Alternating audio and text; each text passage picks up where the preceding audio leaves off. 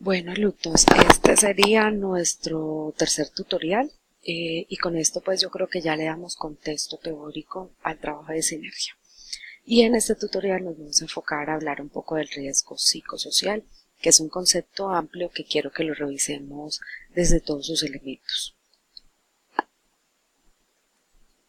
Bueno, primero tenemos que entender qué son los factores psicosociales. Los factores psicosociales en el trabajo consisten en interacciones entre el trabajo, el medio ambiente, la satisfacción en el trabajo y las condiciones organizacionales por un lado y por el otro las características individuales y sus necesidades. Cuando hablamos de factores psicosociales estamos hablando del concepto amplio de la relación entre el sujeto y el trabajo, todo lo que interactúa allí. Es decir, estamos hablando del medio en el que se da, de la satisfacción en el trabajo, las experiencias de bienestar que experimenta, las condiciones organizacionales que están dadas para todos de manera igualitaria, pero que, dependiendo de las características del sujeto de manera individual, tienen una significación diferente o suplen las necesidades de manera diferente. Estos factores psicosociales tienen tres elementos: los factores organizacionales, los factores laborales y los individuales.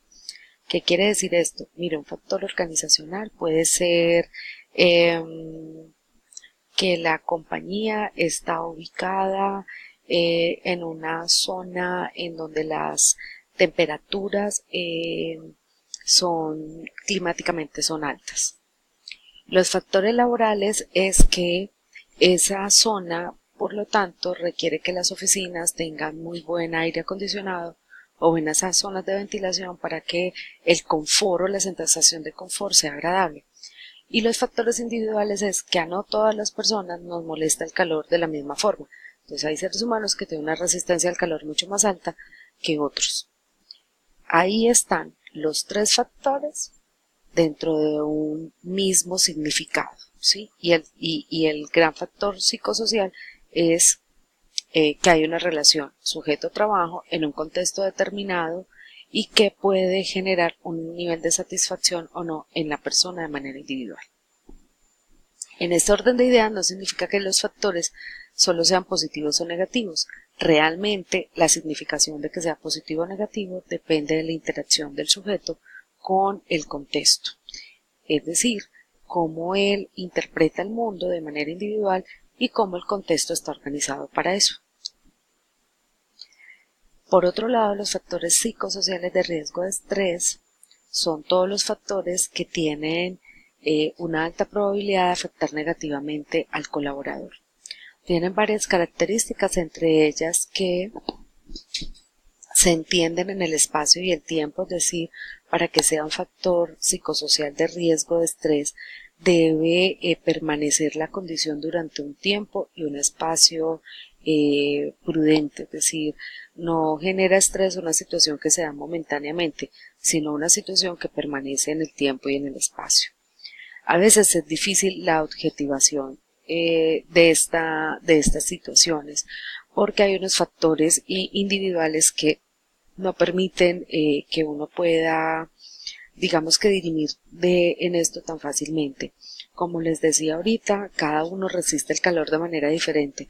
Entonces, si tengo una baja resistencia o baja tolerancia a ciertas condiciones climáticas, probablemente tenga una propensión más alta a sentir estrés que aquel que de pronto tiene una resistencia mayor. Afecta a otros riesgos, está moderados por otros factores, tienen escasa cobertura social y son difíciles de determinar.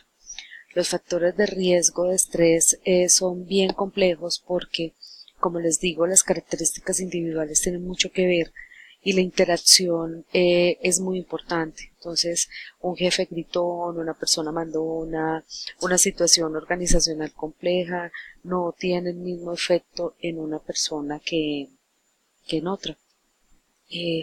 No es entonces tan fácil intervenirla porque resulta que queremos arreglar una situación y de pronto por querer arreglar la sensación de confort de un colaborador, otro colaborador se sienta que eso no le satisface lo suficiente. Entonces en estos factores el tema de ser objetivos y poder intervenirlos de manera globalizada a veces no es tan sencillo. Los riesgos psicosociales, a diferencia de otros riesgos, no son condiciones organizacionales, sino hechos, situaciones o estados del organismo con alta probabilidad de dañar la salud del trabajador de forma importante. Aquí tenemos que afectan los derechos fundamentales del trabajador, afectan la salud mental del trabajador y de los colaboradores con efectos globales, y estos sí tienen una forma de cobertura legal. No tienen solo que ver con la organización, es decir, no es que la organización genere las condiciones para que ese riesgo psicosocial se dé. El riesgo psicosocial se da por el solo hecho de tener seres humanos interactuando, por tener personas en ciertas situaciones que se generen. Sin embargo, la organización sí se hace responsable de crear contextos en donde se minimicen la aparición de estos riesgos psicosociales. En estos riesgos psicosociales encontramos temas como el estrés, que tiene que ver con un patrón de reacciones emocionales, cognitivas, fisiológicas, que están asociadas a los contenidos, a la organización, al medio ambiente. Y como hablamos ahora, no son tan fáciles de determinar, o sea, no es tan sencillo determinar qué le genera estrés a una persona, ni podemos ser tan genéricos cuando hablamos del estrés, porque las condiciones individuales del sujeto realmente tienen una implicación alta. Los temas de violencia, todo tipo de acción, incidente, comportamiento que se aparta de lo razonable, en el cual una persona es amenazada o humillada como consecuencia directa de su trabajo. Entonces ese jefe que violenta a un colaborador, que lo humilla delante de sus compañeros de trabajo, que hace retroalimentaciones negativas e insidiosas que van en contra como de la moral y del buen nombre del sujeto. Y a veces no es solamente el jefe, a veces es un compañero de trabajo que puede ejercer violencia sobre otro. El acoso laboral es un tema bien grande que desde la parte legal se está trabajando mucho, y son todos esos comportamientos negativos entre compañeros, en donde finalmente una persona de forma directa o indirecta se está sintiendo atacada, siente que están atentando contra su dignidad, o se están creando ambientes en donde él se siente humillado y ofendido.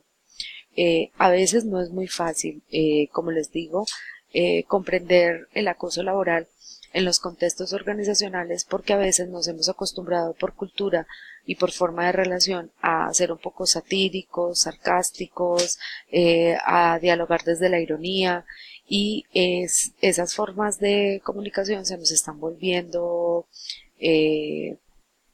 como cotidianas y como naturales, parece que nos acostumbráramos a ellas, y resulta que muchas de esas formas en algunas personas son indignantes y crean ambientes intimidatorios, humillantes y ofensivos. Entonces hay que trabajar mucho en la conciencia del otro, en que no porque una cosa se nos vuelva común o normal significa que realmente está bien. En términos del acoso sexual, toda situación que se produce de comportamiento verbal, no verbal, físico, que no sea deseada y que sea de índole sexual. ¿Esto qué significa? Que el sujeto no está propiciando esta conducta en el otro. Es el otro quien, bajo un muy empobrecido nivel de control de sus deseos y de sus apetencias en términos sexuales, utiliza normalmente sus roles de mando y sus posibilidades de poder para intimidar a otra persona y crear un ambiente hostil y ofensivo. Se cree que este acoso normalmente es de hombres hacia mujeres, pero no. Investigaciones han demostrado que hay mujeres que en posiciones de poder realmente han hecho uso de este tipo de riesgo psicosocial.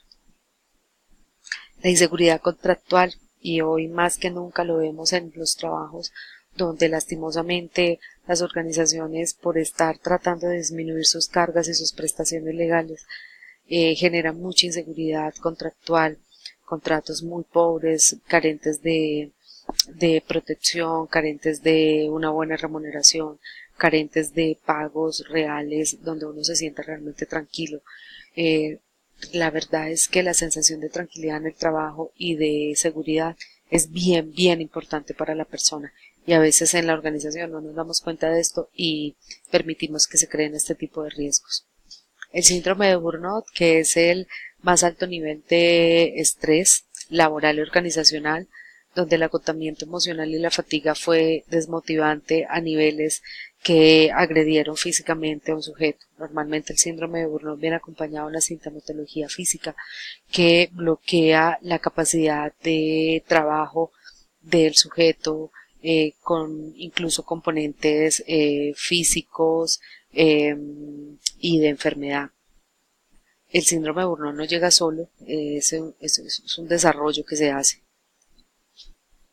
Conflictos como el conflicto familia-trabajo, en donde realmente a veces el trabajo genera conflictos en la familia o los conflictos de nuestra familia llegan hasta nuestro trabajo y no podemos desconocerlos porque somos seres humanos íntegros, es decir, no dejamos nuestro corazón en casa, nuestra mente en casa, somos íntegros, vamos a todas partes completicos, así que si tenemos situaciones de trabajo o laboral o personales pues extenuantes, generadoras de emociones dañinas o que generan dinámicas internas de relacionamiento social laboral poco productivas, pues eso se va a ver en nuestro desempeño.